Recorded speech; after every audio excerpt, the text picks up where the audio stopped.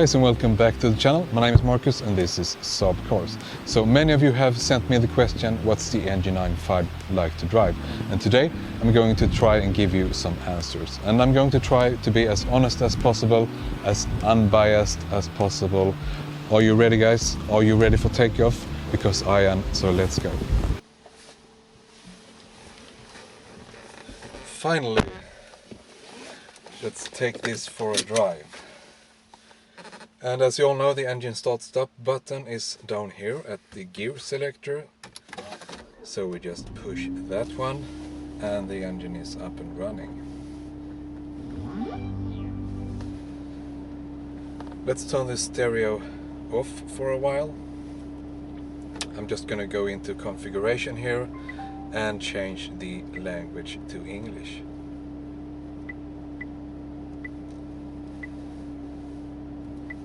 In case there is some information here on the screen that will be beneficial for you. So we're still in park and it's a electric park brake, so you just release it here with the button.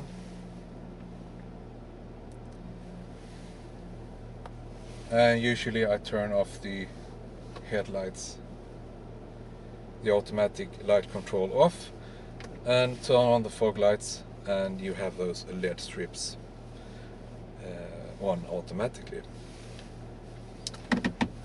So let's put this in drive and take it for a spin. So we need to get out on some country roads,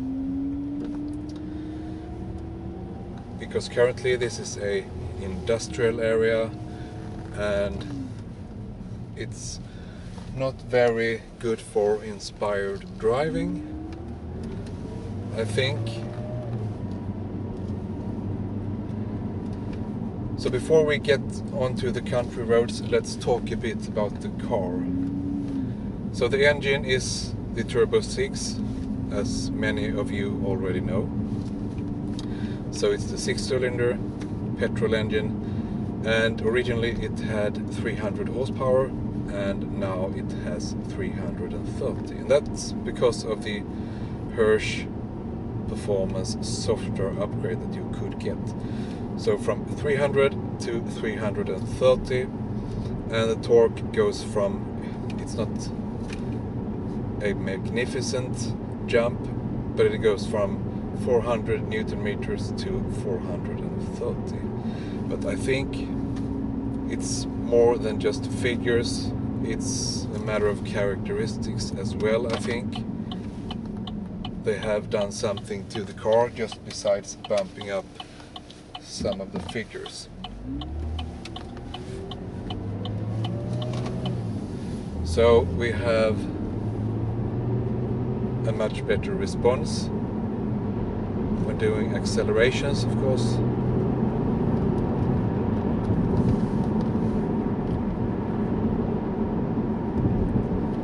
And also let's talk about the chassis. Many of the NG95 owners that have a NG95 without the hyperstrut, without the drive sense, they say the comfort is bad, it's a harsh ride, and so on. I don't know. I haven't driven that many that lacked the hyperstrut or the drive sense, but I could imagine that just going from the ordinary chassis to the hyperstrut would make a big difference because of the mechanical structure, the components, the design, everything that is. The hyperstrut is of course based on the McPherson strut, but it has been developed throughout the years by GM, and it's actually not a bad thing at all. And of course the GM vehicles like the LaCrosse, Buick, they share this technology as well. So it has been available for a while. As you know, this is a 2010.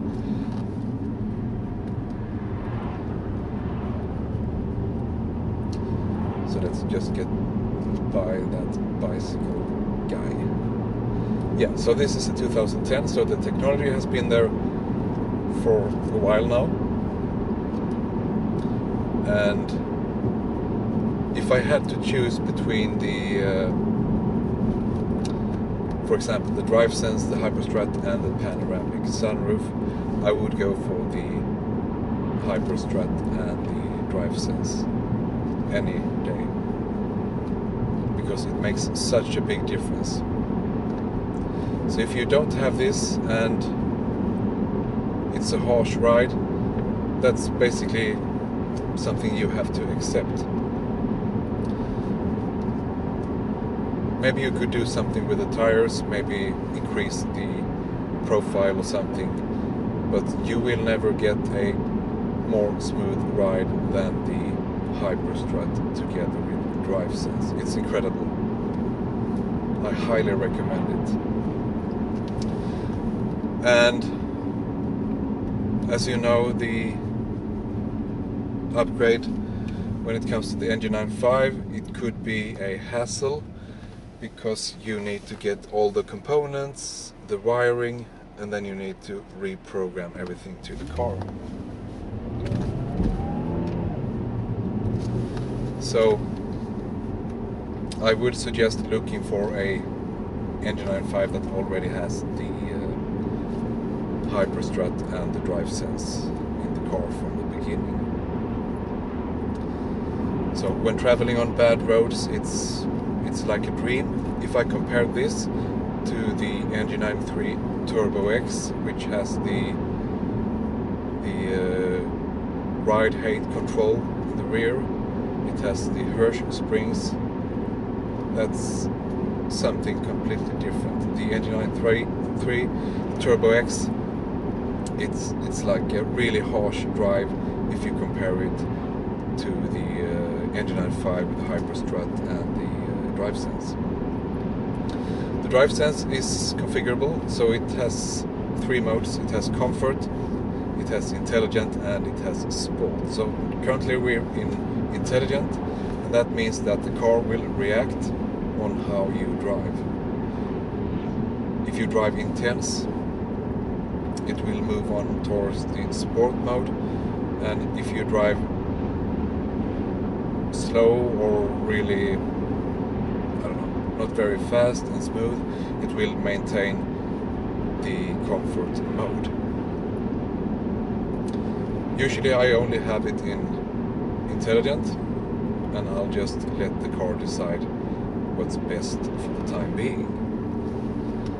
So we're going to take a left here to enjoy some of the country roads around here.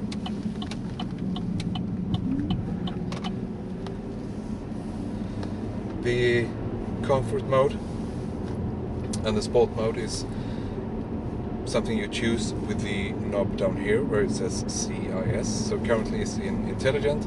I'm going to turn it to Comfort, and then it shows up in the display Comfort mode on. And that basically loosens up the suspension a bit, so it's more smooth. And this also has the variable effort steering, and in Comfort mode it's very light, but in Sport mode it gets a bit more heavy. So let's put it back to Intelligent, and because how I drive, there's no big difference between Comfort and Intelligent at the moment. If we put it in Sport mode, the suspension stiffens up. You can actually really feel it. So the dampers, they stiffen up, and the steering gets heavier. The traction control, the cross-rail drive system, behaves differently regarding the power sent to the rear wheels and so on. And that is something that you can configure in the car, what type of features you want when you go into Sport mode. So that's being done with the configuration on the screen. And because of this, it makes the feeling of driving the Engine 9.5 a bit more sportier. You have less body roll, and you can actually feel that directly when going into sport mode. So that's incredible. As I said, if I had to choose between the panoramic sunroof and the DriveSense, I would pick the DriveSense any day.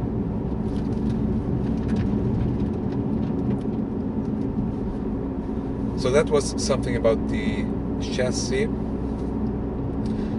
And something I also have on this car is the Hirsch springs, of course. And I guess it makes the car even more sportier, I think. The original suspension was really good, but the ride height was a bit too high, I think. So the reason I got the Hirsch springs was to lower the car a bit, not too much, and maintain like some kind of OEM configuration.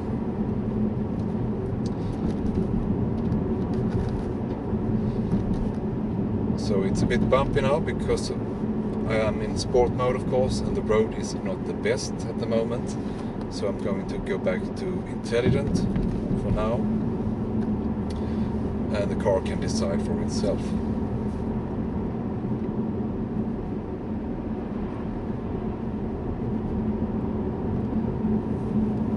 So I haven't performed any acceleration measurements with the Turbo 6, but there is a difference between the original and the Hirsch, definitely. Even if it's only 30 horsepower and 30 Newton meters, it's kind of like you wake up the car. And if you don't want to get the Hirsch, you can get something else. There is a tune from Maptune as well. I have only heard good things about the Maptune software upgrade. So if you don't want the Hirsch, you could get the Maptune instead. With the Hirsch, you can actually register your car, as this has been done to this car, with the new figures.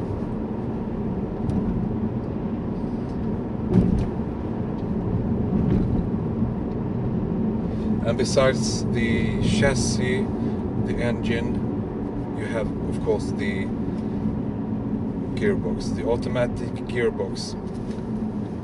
So the NG95 Turbo 6 never came with a manual. I know some people would like to have a manual version of the Turbo 6. I know there is somebody that has already made a conversion from automatic to manual. It's a load of work, but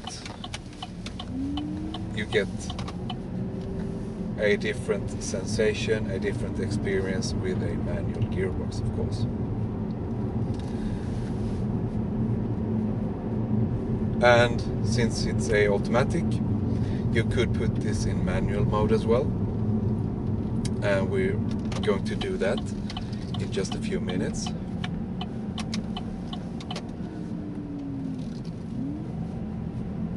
As you know, it's not very fast on changing the gears, but at least you have the possibility to have some kind of control of the gear selection. And to put it in manual, you just switch it to the left, the gear selector, so you get it in manual mode. And in the dash there is an M turning up with a figure, of course, and that's the current gear you're in.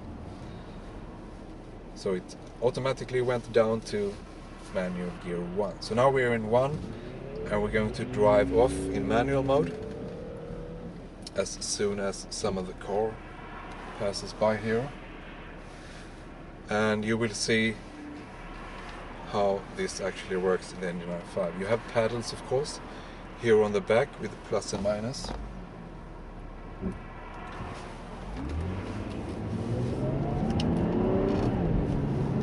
And that is something that you can use to make it a really sporty feeling, and it's not very good to be on the road when there is cars, of course. So good for him. because the engine 95 weighs 2 tons. Always keep your eyes on the road as well.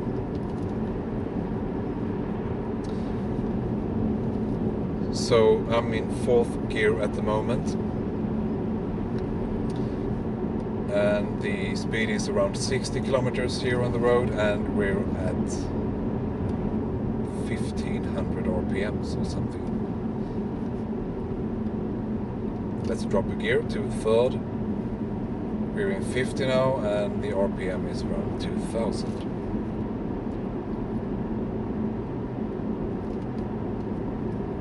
Let's drop a gear again to 2nd gear, and we go up to almost 3000.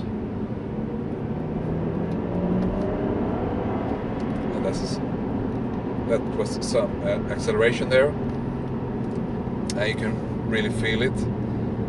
I don't want to push it too hard because there might be animals out here, and we have some traffic as well. So let's see if we get further out in the country, if we can let it breathe a bit more.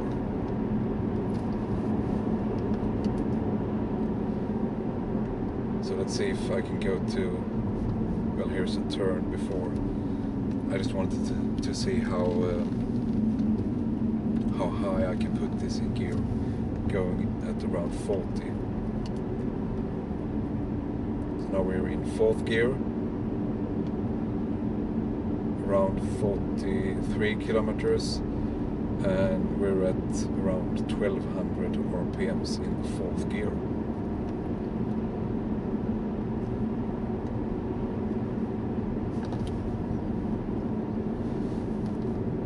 Usually I don't drive in manual mode. I just put it in drive, and I just let the car decide which gear it should be in.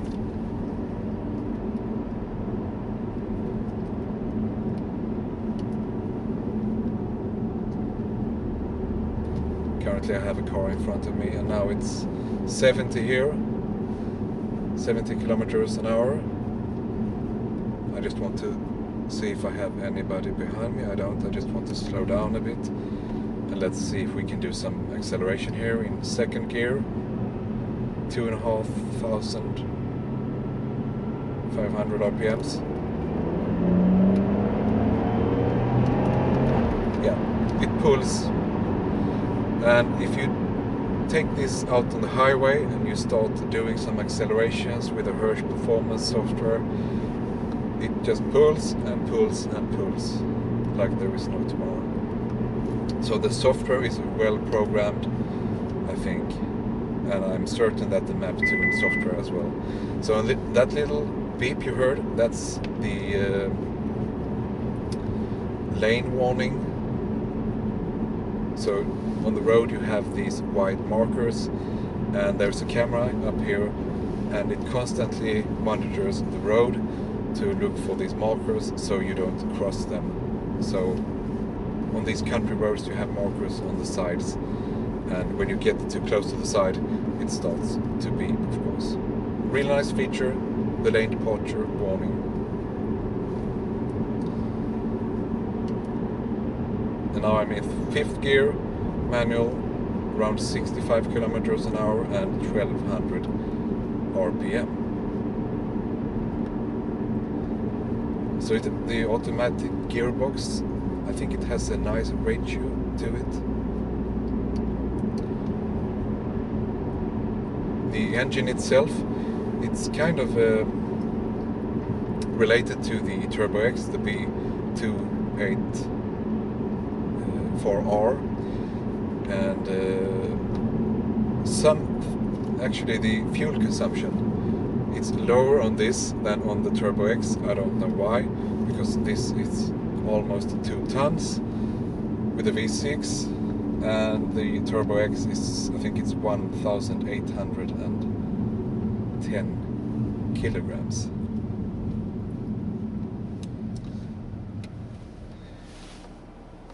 I'm going to do some kind of U-turn here, and we're going to go back.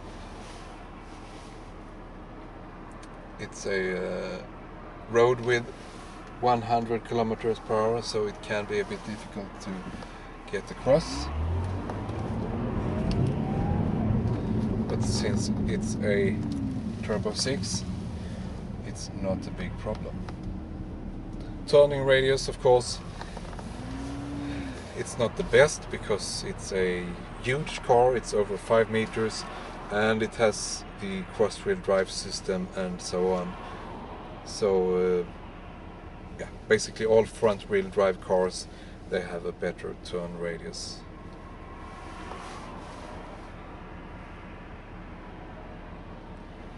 So we're just going to wait and see if we can get across the road again.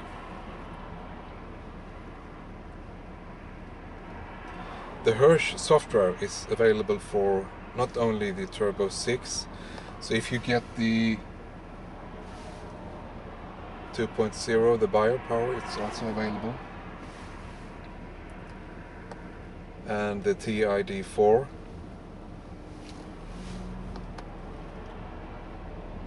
And the only engine I know of is the TTID, which is not available with the Hirsch Performance software.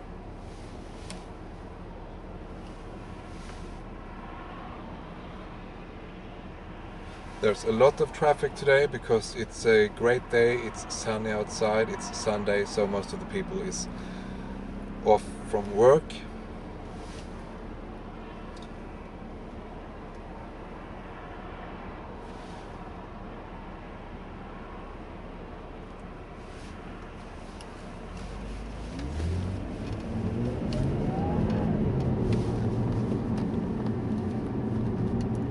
So we got our slot there, so we're going back on the same road again.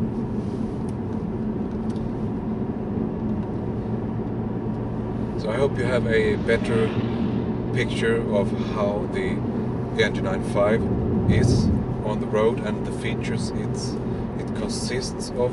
It's always difficult to describe how a car is to drive on camera because you need to experience it yourself, of course. I can only tell you what I experienced when driving the NG95. So I have only talked about positive things, and I can't find many negative things about it. That should be, as always with the NG95, more difficult to find components for the chassis, perhaps.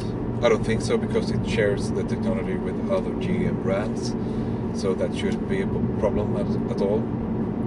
And then you have the controls for the different things. The one thing that is a bit difficult is the dampers, because it's the active dampers, and as you know, SAAB don't exist as a brand anymore. So part numbers and stuff like that, they don't correlate, or you can't really find the parts new on stock. But the good thing is that it shares the technology with other GM brands, so you can find other GM parts that will fit just fine on this. So here in Europe we have Opel, for example, the Opel Insignia. It's basically a sister to the NG95. Thankfully, thanks Opel for still being there with some of the parts for this car. I don't complain about that at all. And another thing that is a bit difficult is, of course, the size of the car. I don't think you don't feel it that much when driving. It's a great driving experience. When you do feel it, it's when you're going into parking garages. It's a bit difficult because the car is huge, as I said. It's over 5 meters long. So you really need to be really careful when going into parking garages with the NG95. And if you're not going for the Hirsch springs, there is other springs from H&R, I think. They're available for the Turbo 6 and the TTID, because they have the hyper strut. And I have seen some Opel springs for the other models as well. I don't have any part numbers for that, but I could probably dig out something for you guys. So if you're interested in that, just send me a message. Second gear. Yeah, it just pulls. I don't know if you could hear the engine. It sounds really nice as well. It has an amazing characteristics. And when I'm trying to go to a higher gear, it says in the display, shift denied, of course, because the RPM is already so low. So I'm going to go back into drive and let the car decide which gear is the best at the moment. So to sum things up, what's the Engine 9.5 like to drive? Well, it's an amazing car. If you don't get the hyper strut, it will be a bit more harsh in the ride. If you get the hyper strut and the drive sense, it's almost as smooth as butter. If you stay on the original profile, of course, with the wheels. So if you go up to 21 or 22 inch, that will have some kind of impact, even if you're on hyper struts and you have drive sense, of course. So keep that in mind. Bigger is not always better when it comes to wheels, even if it's really cool. It looks awesome, I know.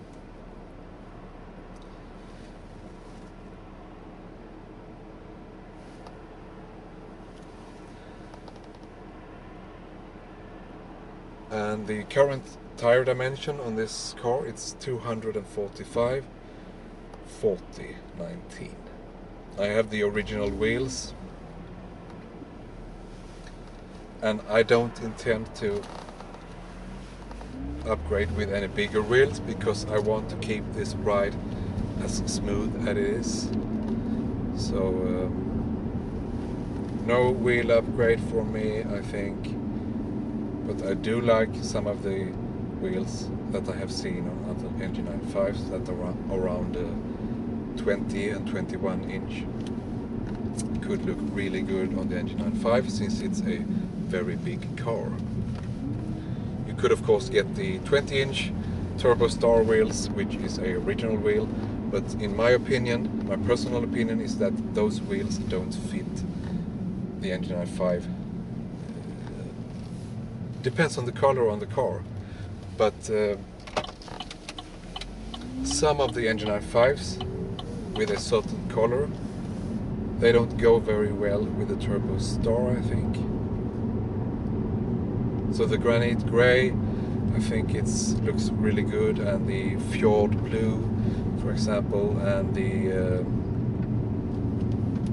there is a hazel metallic color that fits really well also, but that's basically only my personal opinion. So no wheel upgrade. So I think basically look for the Engine 9.5 with the drive sense and the hyper strut. If you can't find it, the other one is of course just as good. Just be prepared for a more harsh ride. When it comes to the engine alternative, I do enjoy the Turbo 6. Some people say the SAAB was made for a 4-cylinder engine only, but the biopower, the Turbo 4 is a really nice engine as well. So with a Hirsch performance upgrade, you go from 220 to 260 horsepower. I'm not sure about the torque, but that increases as well, of course. And one thing that I should mention is the TTID. It only came with a manual gearbox. But nowadays people are rebuilding their manual TTIDs to automatic TTIDs. So just watch the forums, the Facebook groups, and I think you will see some TTIDs with automatic gearboxes as well. So we're back on the countryside here.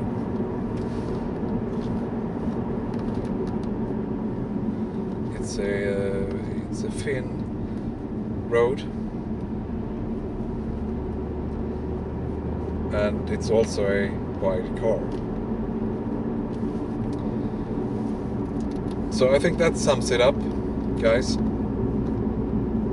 I think you should just go and test drive an NG95, and based on your own experience you should get it, whether it has the Hyperstrut, drive sense, no or yes. If you prioritize the panoramic sunroof before the drive sense, that's just fine. As long as you get the NG95 and you take care of it, that's fine.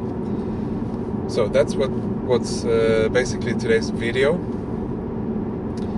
So we're just arriving here back at the same spot I started from. So now you know what it's like to drive the NG95 Turbo6 with Hirsch performance software, Hirsch springs and the Hyperstrut chassis. I do hope you find your own NG95, a really fresh one with all the bells and whistles. So if you liked today's video, please give it a thumbs up and I'll see you in the next one, guys. Take care and drive safe.